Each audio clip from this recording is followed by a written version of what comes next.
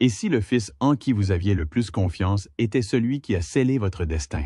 Aujourd'hui, l'image de la famille parfaite aux États-Unis vole en éclats lorsque Rick Harrison, The Pawn Stars, livre des aveux si glaçants qu'ils ont laissé la salle d'audience dans un silence stupéfait. Dans un instant incroyable, Rick a avoué avoir mis fin à la vie de son propre père, le vieil homme bien-aimé. Et les raisons qui l'ont poussé à le faire vous bouleverseront profondément. Comment l'ambition, le ressentiment et les luttes secrètes au sein de l'une des familles les plus célèbres de la télévision ont-ils pu mener à une trahison que personne n'avait anticipée? Restez avec nous, car ce que vous allez entendre est bien plus sombre que tout ce qui a jamais été montré au cinéma. Avant de continuer, merci d'aimer, de vous abonner à la chaîne et d'activer la cloche de notification pour les mises à jour. La salle d'audience était si silencieuse qu'on pouvait presque entendre le poids de 1000 questions non formulées se presser contre les murs. Les flashs des caméras de la galerie de presse s'élevaient à toute vitesse. Mais pas un seul journaliste n'osait parler plus bas qu'un murmure. Tout le monde attendait, attendant quelque chose que personne n'aurait pu prévoir, auquel personne n'aurait pu se préparer. Au centre de tout cela se trouvait Rick Harrison, le visage que des millions de personnes connaissaient, que des millions de personnes aimaient. Légèrement voûté sur une chaise qui lui semblait soudain trop grande, les mains tremblantes tandis qu'il ajustait le micro devant lui. Et puis, tel un coup de canon brisant le silence, la voix de Rick retentit, faisant trembler les fondations de la salle d'audience. « Mon père était le premier », dit-il d'une voix rauque, méconnaissable. « J'ai mis fin à ses jours. » Le mot « choc » n'est pas assez fort pour décrire ce qui a traversé la salle. Ce n'était pas seulement le cri de surprise du jury ou le grincement précipité des punaises sur les blocs-notes.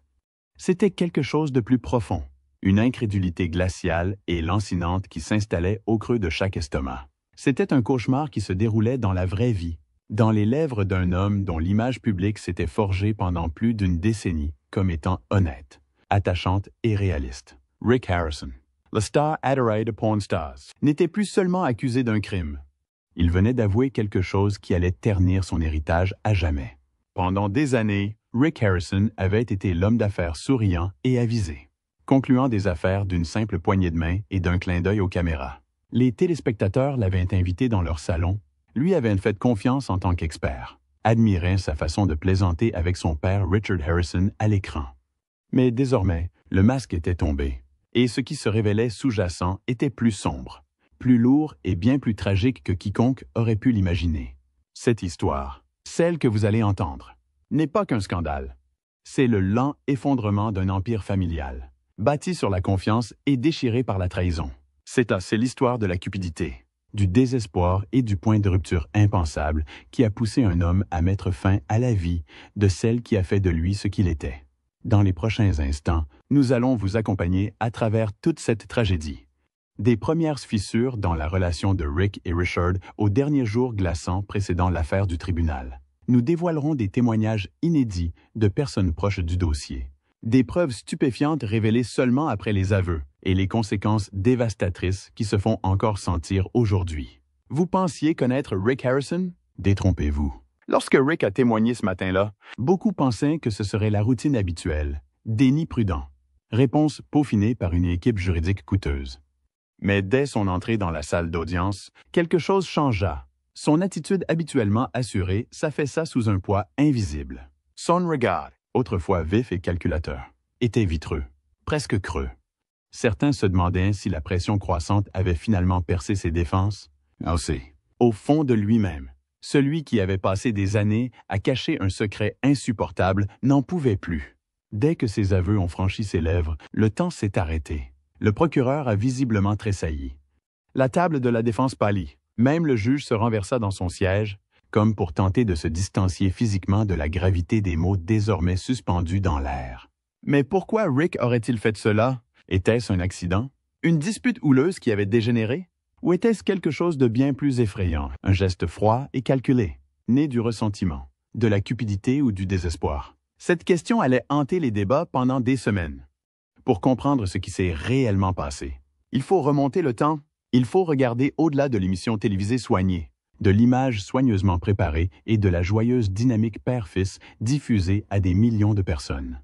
Car derrière les lumières, les accords et les rires, il y avait des fissures qui creusaient, des fissures que personne de l'extérieur ne pouvait voir. Ou peut-être ont-ils simplement choisi de ne pas le faire. Les proches de la famille Harrison racontent une histoire bien différente de celle que l'Amérique a vue. Hose Camera. Il y a eu des disputes. Lotus de pouvoir. De longues silences amères s'étiraient sur les dîners de fête. On murmurait que Rick en voulait à son père de ne jamais lui avoir vraiment transmis les rênes. Qu'il avait toujours l'impression de jouer les seconds rôles face à la personnalité hors du commun du vieil Harrison. Malgré le contrôle croissant de Rick sur la boutique et la marque, l'ombre de son père planait. Tenace et implacable, l'argent n'arrangeait rien. Au contraire, il aggravait les choses. À mesure que le succès de la série explosait, les tensions concernant la propriété, l'héritage et la succession s'intensifiaient. Rick voulait plus de contrôle, plus de poids. Son père, farouchement traditionnaliste, refusait de céder le pas. Pour Richard Harrison, le prêteur sur gage d'or et d'argent n'était pas seulement une affaire, c'était une dynastie, qu'il avait bâtie à la sueur de son front et au prix de ses sacrifices. Pour Rick, c'était censé être son avenir. Son royaume a gouverné sans ingérence. Mais Richard ne lâchait pas prise. Et plus la lutte s'éternisait, plus elle devenait toxique. Les proches de la famille parlent de disputes à huis clos, de Rick quittant les réunions en trombe, de documents juridiques rédigés puis retirés à la hâte, menaçant de modifier le cours de la fortune familiale. Et puis, à mesure que la santé de Richard commençait à décliner, les enjeux ne firent que croître. Ce n'était plus seulement une question de fierté. Il s'agissait de savoir qui resterait debout une fois la poussière retombée.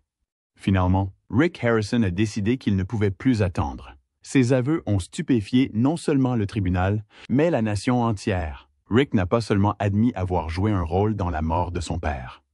C'était la froideur avec laquelle il le décrivait. Le récit factuel du moment où il avait contribué à soulager les souffrances de son père, comme il le disait, même si les procureurs allaient plus tard soutenir que ce n'était pas du tout clément.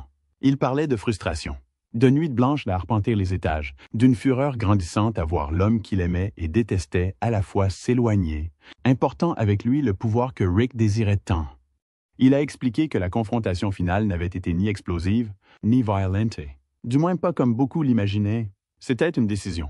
A-t-il dit? Une décision terrible et délibérée. Tandis que les aveux se déroulaient, certains jurés pleuraient ouvertement. D'autres restaient impassibles, essayant d'assimiler l'énormité de ce qu'ils entendaient. Et quelque part dans la galerie, Corey Harrison, le fils de Rick, baissa la tête entre ses mains, les épaules secouées par des sanglots silencieux. La famille était déchirée. Indirect aux yeux du monde entier. Dans les jours qui suivirent, le monde s'efforça de comprendre. Rick était-il un monstre, un héritier calculateur prêt à détruire quiconque se dresserait sur son chemin? Ou était-il un homme brisé, accablé par la pression, enseveli sous des années de ressentiment, qui a finalement craqué dans un moment de faiblesse? Il n'y avait pas de réponse facile, il n'y en a jamais dans ce genre d'histoire. Mais ce qui est devenu clair, douloureusement clair, c'est que la chute de Rick Harrison n'était pas le fruit d'un simple instant au tribunal. Il s'agissait d'années de conflits non résolus, de blessures purulentes et d'un héritage familial empoisonné par l'ambition et l'orgueil. Et pour les millions de fans qui avaient cru en cette illusion, qui avaient appris et négocié aux côtés de Rick pendant plus de 10 ans, ce fut la trahison ultime. L'image parfaite était brisée. L'homme qu'il croyait connaître s'est finalement avéré être un inconnu, alors que le tribunal se prépare à prononcer la sentence. Tandis que les médias continuent de décortiquer chaque mot et chaque regard de ce jour fatidique. Une chose demeure certaine, l'histoire des aveux de Rick Harrison n'est pas qu'un scandale. C'est une tragédie qui laisse derrière elle bien plus qu'une famille brisée ou une star de la télévision déchue. Elle nous rappelle avec horreur que même les plus belles réussites peuvent cacher les secrets les plus sombres. Suivez-nous, car dans les chapitres suivants, nous explorerons plus en détail comment les fissures ont commencé, qui a vu les signes et a choisi de les ignorer, et comment la cupidité, l'orgueil et la trahison ont conduit à l'une des confessions les plus choquantes de l'histoire de la télévision. Ce n'est que le début. Il fut un temps où Rick Harrison était infaillible. Pour des millions de téléspectateurs américains et étrangers, il n'était pas seulement un homme d'affaires gérant un prêteur sur gage aux portes de Las Vegas. Il était le symbole de quelque chose de rare, de real. Un homme autodidacte qui transformait des objets de collection poussiéreux et des reliques oubliées en un empire télévisuel. Semaine après semaine, les fans se connectaient à Pawn Stars non seulement pour voir quels objets curieux franchiraient à la porte, mais aussi pour observer Rick, le négociateur au regard perçant, à l'esprit pince sans rire, à la langue acérée et au lien apparemment indéfectible avec son père. Richard Aldman Harrison. Ce n'était pas seulement du divertissement, c'était du réconfort. Un morceau d'Amérique qui donnait aux spectateurs l'impression de connaître personnellement les Harrison, comme s'ils faisaient partie de la famille. Mais derrière cette image publique soigneusement peaufinée, des fissures commençaient déjà à se former. Des fissures qui, à y regarder de plus près, étaient là depuis toujours. Le parcours de Rick Harrison vers la gloire fut tout sauf ordinaire. Né à Lexington, en Caroline du Nord, en 1965, Rick grandit sous l'œil sévère et vigilant de Richard Harrison, un vétéran de la marine connu pour sa discipline stricte et sa volonté de faire. Dès son plus jeune âge, Rick a appris que la vie était une question de survie. Il n'y avait ni aide ni raccourci. Soit on travaillait dur, soit on ne mangeait pas. Cette leçon allait rester gravée dans la mémoire de Rick et façonner l'homme qu'il allait devenir. Adolescent, Rick a connu des difficultés. Il a abandonné le lycée en seconde, une décision qui l'a hanté pendant des années. Mais il ne s'est pas contenté de vagabonder sans but. Au contraire, il s'est lancé dans les affaires avec une ardeur qui allait plus tard définir sa carrière. Dans les années 1980, Rick et son père ont ouvert une boutique de pièces d'or et d'argent qui allait devenir le prêteur sur gage d'or et d'argent de renommée mondiale. Au début, ce n'était pas très glamour. C'était un travail acharné et acharné. Le genre de travail qui broyait les plus faibles et les recrachait. Rick apprit à repérer la valeur là où d'autres ne voyaient que du superflu. Il apprit à négocier, à marchander, à décrypter les gens. Et lentement mais sûrement, il a bâti quelque chose de concret. Mais ce n'est qu'en 2009, lorsque History Channel a lancé Pawn Stars, que Rick Harrison est devenu célèbre. L'émission a connu un succès immédiat. Les téléspectateurs ont été captivés non seulement par les trésors insolites qui s'étalaient sur les comptoirs de la boutique, mais aussi par la dynamique entre Rick, son père, son fils Corey et les amis de la famille. Maladroit mais attachant, l'émission possédait une authenticité qui manquait à d'autres émissions de télé-réalité. Elle semblait improvisée. Crue, vrai. Au cœur de tout cela se trouvait Rick, le franc-tireur, l'homme capable de repérer un faux à des kilomètres et de négocier sans sourciller. Il n'était ni tape à l'œil ni faux. Il était vif, direct, un peu bourru mais profondément sympathique. Il était, à tous égards, le fils parfait. La façon dont Rick parlait de son père dans l'émission ne faisait que renforcer cette image. Il plaisantait souvent sur l'entêtement du vieil homme, sa mauvaise humeur et ses manières désuètes. Mais derrière ces plaisanteries se cachait un respect évident, voire une sorte de révérence. C'est Rick qui présentait le vieil homme comme la pierre angulaire de la boutique, sa boussole morale. C'est Rick qui attribuait à son père le mérite de lui avoir appris tout ce qu'il savait sur les affaires et la vie. Il était facile de croire aux liens qui les unissaient. Facile de voir en Rick le fils dévoué qui perpétue l'héritage de son père. La réalité, cependant, était bien plus complexe derrière les portes closes. La relation entre Rick et Richard était tendue, voire toxique par moments. Des sources proches de la famille décrivaient une dynamique fondée non pas sur le respect mutuel, mais sur une rancune tacite. Richard Harrison, de l'avis général, était un homme difficile à satisfaire. Ses exigences étaient extrêmement élevées et il exigeait une loyauté et une obéissance absolue. Rick, farouchement indépendant et de plus en plus ambitieux, s'irritait de l'emprise de son père. À mesure que le succès de Pawn Stars grandissait, les tensions entre eux s'intensifiaient. Des désaccords surgissaient sur l'orientation de la boutique, sur les contrats signés et sur la répartition des revenus. Richard, fidèle à la tradition, résistait à toute tentative de modernisation ou d'expansion. Rick, toujours opportuniste, voyait de plus grandes opportunités lui filer entre les doigts. En public, il affichait l'image du fils reconnaissant. En privé, il s'indignait des limites imposées par son père. Les producteurs de l'émission ont marché sur une corde raide. Ils savaient que les tensions entre Rick et Richard étaient réelles et contribuaient parfois à la qualité de la télévision. Mais ils comprenaient aussi qu'une exposition excessive à ces tensions pouvait ruiner la marque. Ils ont donc soigneusement monté les séquences, choisissant des plaisanteries enjouées plutôt que des disputes acerbes, mettant en valeur les moments de travail d'équipe plutôt que les frictions. Et pendant longtemps, ça a fonctionné. Les téléspectateurs ont adhéré au fantasme. Ils ont vu Rick comme un homme qui honorait l'héritage de son père, et non comme quelqu'un qu'il méprisait. Même Rick semblait y croire parfois. Il parlait avec enthousiasme de son père lors d'interviews, vantant sa sagesse, son éthique de travail et sa ténacité. Il racontait les leçons apprises en grandissant et les valeurs que son père lui avait inculquées.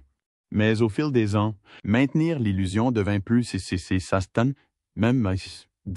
difficile. Les initiés commencèrent à remarquer des failles. Le personnel du prêteur sur gage d'or et d'argent murmura que des disputes de plus en plus âpres se déroulaient entre le père et le fils. Rick souhaitait conclure des accords, mais Richard s'y opposait. Rick cherchait des partenariats, mais son père l'embarrassait publiquement. Le vieil homme, malgré sa santé déclinante, refusait de céder le contrôle. Rick, voyant l'empire qu'il croyait avoir bâti se faire dicter par un homme qu'il jugeait déconnecté de la réalité, bouillonnait de frustration, sans compter les problèmes juridiques. Dans les années précédant la mort de Richard Harrison, des rumeurs circulaient sur des modifications à la fiducie et aux testaments familiaux. Allégations de signatures falsifiées, de réunions secrètes avec des avocats, de jeux de pouvoir visant à priver certains membres de la famille de la fortune. Rick était au cœur de tout cela. Aux yeux du monde extérieur, il restait le fils idéal. Mais pour ceux qui travaillaient en coulisses, il était clair que Rick Harrison ne se battait pas seulement pour l'entreprise familiale, mais pour la suprématie, le control, la reconnaissance. Il ne voulait plus être l'apprenti du vieil homme. Il voulait être le roi. Le poids de cette bataille intérieure s'alourdit à mesure que la santé de Richard se détériorait. La maladie de Parkinson avait privé le vieil homme de sa force physique, mais pas de sa volonté de faire. Même dans ces derniers mois, Richard refusa de nommer Rick seul propriétaire du magasin, refusant de se retirer avec grâce. Pauvre Rick. Cela a dû être ressenti comme une trahison. Après tout ce qu'il avait accompli, après avoir bâti la marque, développé l'entreprise, transformé une boutique de pièces poussiéreuses en phénomène culturel, il était toujours traité comme un simple bras droit. Le ressentiment s'envenimait. Cela le rongeait, jour après jour, jusqu'à devenir toxique, dangereux. Et pourtant, malgré la pression croissante, Rick maintenait sa façade. Il souriait aux caméras. Il plaisantait avec ses fans. Il serrait des mains, signait des autographes et posait pour des selfies, car c'était l'image qu'il s'était construite. Et il savait qu'il ne pouvait pas se permettre de la laisser s'effondrer. Le fils parfait, l'héritier fidèle, le success story américain. Mais derrière ce sourire, derrière les plaisanteries et les poignées de main, quelque chose de sombre grandissait. Une rage incontrôlable, une amertume qui finirait par exploser de la façon la plus impensable.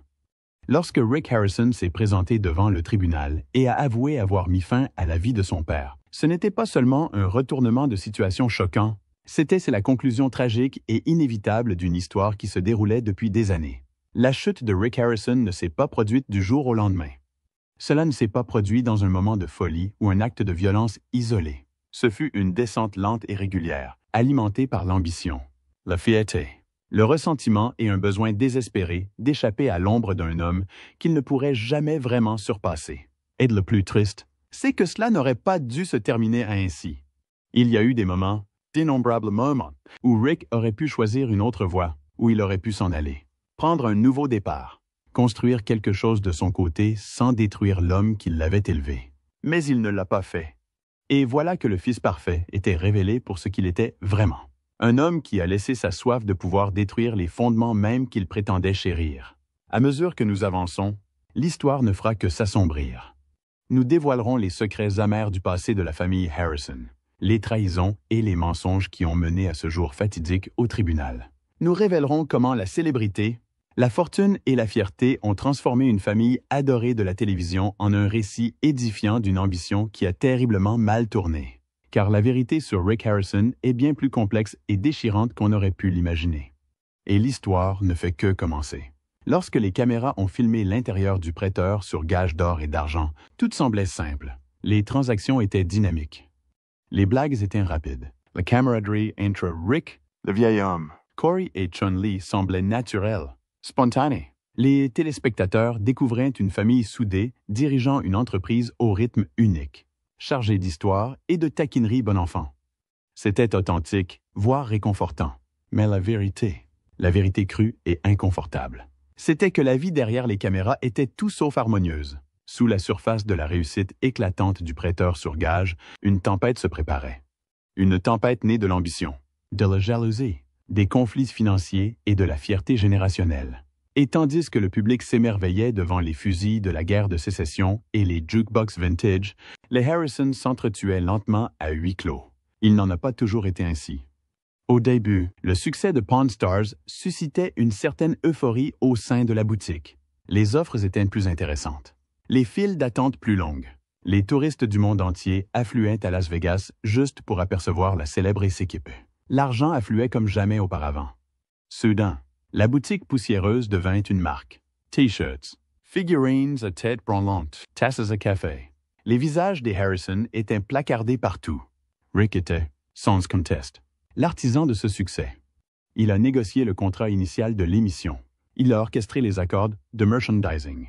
Il a œuvré pour l'expansion de l'émission vers les livres, les contrats publicitaires et même une chaîne de restaurants.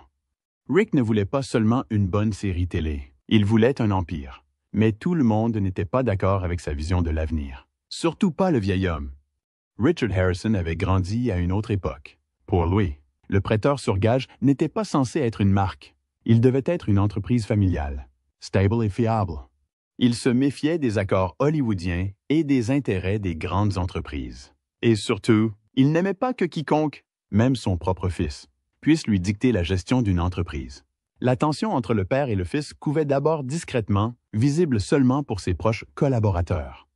Les membres de l'équipe ont commencé à remarquer que les rencontres entre Rick et le vieil homme se terminaient en dispute. Des décisions apparemment simples, comme l'agrandissement du plateau, se sont soldées par des affrontements houleux. Un ancien producteur, qui a accepté de parler sous couvert d'anonymat, s'est souvenu que l'équipe devait fréquemment refaire des scènes, car l'ambiance sur le plateau se dégradait sans prévenir. Il y avait des jours où Rick était prêt à partir, et le vieil homme restait assis là, à expliquer le producteur, refusant de participer, comme une forme de protestation. Rick affichait un sourire crispé et forcé, mais on voyait qu'il bouillonnait intérieurement. Ce n'étaient pas seulement les décisions professionnelles qui causaient des frictions, c'était la fierté générationnelle, des visions du monde contradictoires et un fossé toujours plus grandissant quant à savoir qui était vraiment aux commandes. À mesure que la popularité de l'émission explosait, la personnalité publique de Rick s'est également développée. Des interviews dans de grands magazines le présentaient comme le cerveau de l'opération. Les talk-shows louaient son sens des affaires et son intelligence. Les fans demandaient l'autographe de Rick encore plus que celui de son père. Et cela les blessait profondément. Le vieil homme, autrefois patriarche incontesté du prêteur sur gage, était peu à peu éclipsé par le fils qu'il avait autrefois encadré. Et Richard Harrison n'était pas du genre à se fondre dans le décor avec grâce. Au début, le vieil homme résistait par petites touches, refusant de participer à certains accords. Opposant son veto aux propositions de Rick lors des réunions de magasins, sapant son autorité auprès du personnel. Mais avec l'âge et la dégradation de sa santé, les combats devinrent plus acharnés et plus publics. Pendant le tournage, les tensions transparaissaient parfois à l'écran. Regardez attentivement et vous remarquerez des moments où les plaisanteries entre Rick et son père prennent un ton plus vif, où une blague est un peu trop crue, où un sourire s'efface un peu trop vite, où une lueur de ressentiment sincère scintille dans les yeux de Rick avant qu'il ne se rattrape. Les producteurs ont fait de leur mieux pour contourner ce problème au montage. Mais ils n'ont pas réussi à effacer le ressentiment grandissant qui empoisonnait la famille de l'intérieur. Les frictions ne se limitaient pas à Rick et à son père. Corey Harrison, le fils de Rick, se retrouvait souvent pris entre deux feux, déchiré entre sa loyauté envers son grand-père et les ambitions de son père. Corey peinait à gérer les tensions familiales. Des sources proches affirment que Corey aurait confié en privé à des amis son sentiment d'être pris au piège, craignant d'hériter non seulement de l'entreprise, mais aussi de l'héritage familial fragmenté. Chumley, lui aussi, a été témoin de la formation des fissures. Bien qu'il soit resté largement à l'écart des luttes de pouvoir, il a un jour déclaré lors d'une interview que travailler au magasin était bien plus stressant qu'il n'y paraissait à la télévision. Au fil des années, l'environnement toxique en coulisses n'a fait qu'empirer. Les conflits financiers se sont intensifiés. Rick souhaitait réinvestir les bénéfices de l'émission dans des expansions dynamiques, de nouveaux magasins, des opportunités de franchise et des gammes de produits. Richard rechignait à chaque geste, le qualifiant d'imprudent et de cupide. Il accusait Rick de faire du nom de famille un numéro de cirque. Rick, à son tour, accusait son père de le freiner, de refuser de s'adapter à un monde en mutation. Des rumeurs circulaient sur des disputes houleuses au sujet du testament. On murmurait que Rick avait fait pression pour obtenir des modifications anticipées afin de garantir son héritage, alors que le vieil homme était encore en vie et réticent. Des batailles juridiques concernant les pourcentages de propriété s'enchaînaient en coulisses, sans jamais vraiment éclater au grand jour, mais laissant néanmoins de profondes cicatrices dans la famille. À un moment donné, selon des sources bien informées, Rick aurait même envisagé de quitter définitivement la boutique et de créer sa propre marque sans l'implication de son père. Mais la fierté et un profond besoin de gagner le maintenaient en vie. Vivre sous une pression constante, jongler entre amour et ressentiment, se sentir perpétuellement piégé dans une guerre qu'il ne pouvait admettre publiquement, était un véritable fardeau émotionnel. Des amis proches de Rick ont dit qu'il était devenu de plus en plus instable. Sautaises d'humeur, buveries, période de profonde dépression suivie de sursauts d'énergie. Il portait en lui une tempête, a confié un associé de longue date, et on la sentait s'intensifier d'année en année. Les dernières années précédant la mort de Richard Harrison furent les plus pénibles. À mesure que sa santé déclinait, le vieil homme s'impliquait de moins en moins dans les activités quotidiennes de la boutique. Mais il refusa de céder officiellement la direction à Rick. Des documents furent rédigés, testaments, fiducies, procurations, et jetés au rebut aussi vite que de nouvelles disputes éclataient. La frustration de Rick se transforma en rage. Une fureur lente et brûlante qui consuma tout autour de lui. Derrière les caméras, le prêteur sur gage d'or et d'argent était un champ de bataille.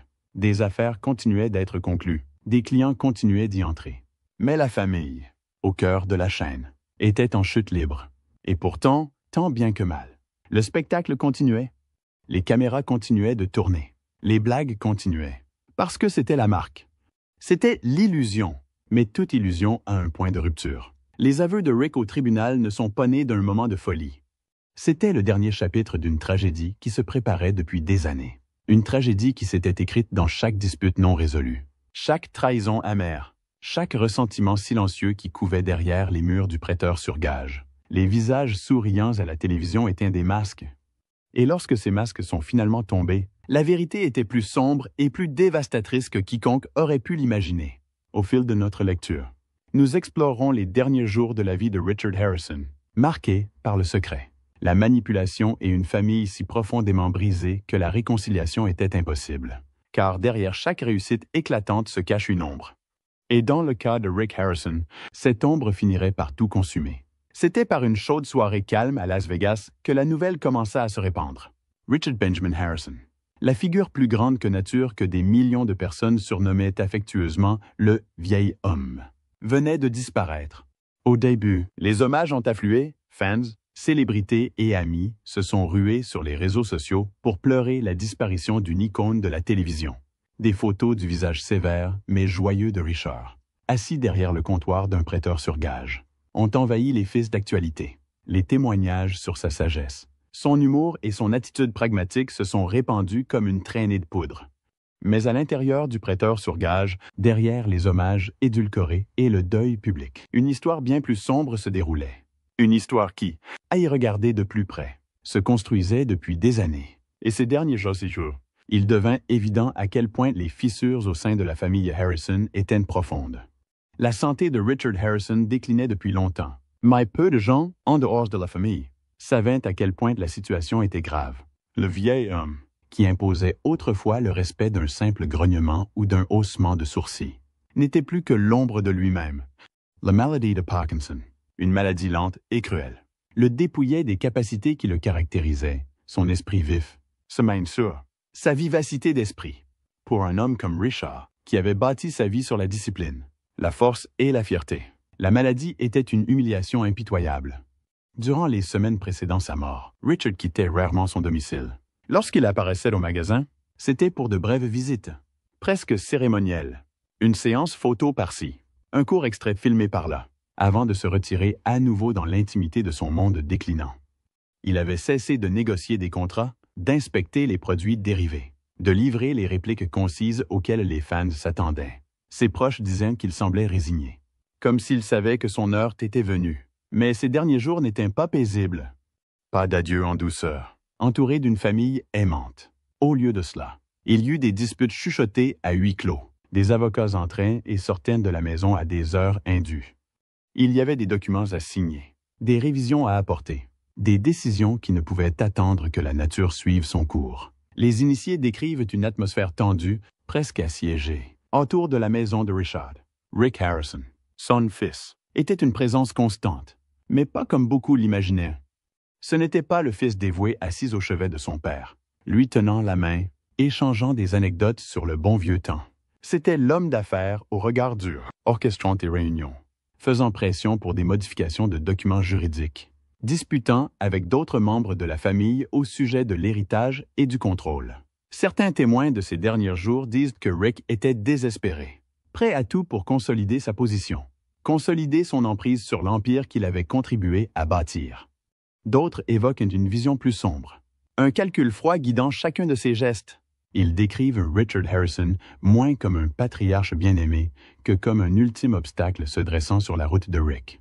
Il est important de comprendre l'ampleur des enjeux. Le prêteur sur gage n'était pas seulement un magasin. C'était une marque de plusieurs millions de dollars. Les contrats télévisés valaient à eux seuls des millions. Les accords de licence, le merchandising, les opportunités de spin-off, tout cela était en équilibre précaire. Et à mesure que la santé de Richard déclinait, la patience de Rick déclinait également. Ceux qui connaissent la situation se souviennent d'une réunion particulièrement sombre, tenue 3 semaines seulement avant la mort de Richard. Advocates, notaires et conseillers s'étaient rassemblés autour du lit de Richard, des papiers étalés devant lui. Rick rôdait à proximité, réclamant des modifications à la fiducie familiale, réclamant des changements qui lui donneraient un contrôle total après la disparition de son père. À un moment donné, selon une source présente, Richard hésita, la main tremblante alors qu'il tentait de tenir le stylo. Rick se serait penché et aurait murmuré quelque chose à l'oreille de son père. Personne, à part Richard et Rick, n'entendit ce qui fut dit. Mais quoi qu'il en soit, cela suffisait. Richard signa. Le document révisé privait les autres membres de la famille, dont l'un des frères de Rick, de leur droit d'héritage, consolidant ainsi le pouvoir et les biens de Rick. C'était un geste stupéfiant, que beaucoup contesteraient plus tard devant les tribunaux. Mais pour l'instant, Rick avait obtenu ce qu'il voulait. Il ne restait plus que l'inévitable acte final. Ceux qui ont rendu visite à Richard dans ces derniers jours décrivent un homme qui semblait épuisé, émotionnellement et physiquement vidé. Il parlait rarement, préférant regarder par la fenêtre ou dormir des heures durant. Lorsqu'il parlait, c'était souvent par fragments, des pensées à moitié formées, des souvenirs lui glissant entre les doigts comme du sable. Il a demandé à ses vieux amis qui ne lui avaient pas rendu visite depuis des années.